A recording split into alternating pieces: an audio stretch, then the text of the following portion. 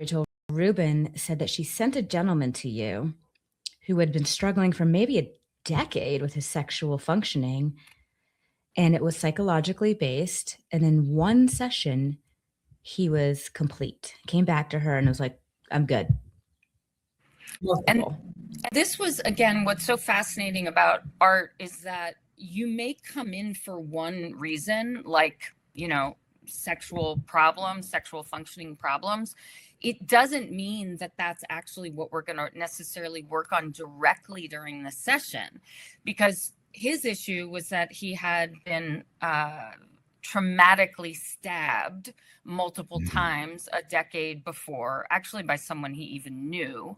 Wow. And since then had, lots and lots of pain, but also sexual issues and, problems. And by clearing up the actual trauma, helping him heal from that, release the negative images associated with that trauma, his sexual health improved.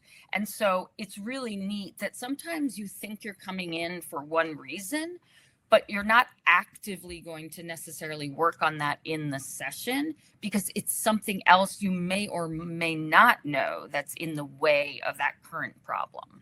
Because what I hear in that story is he was stuck in fight or flight.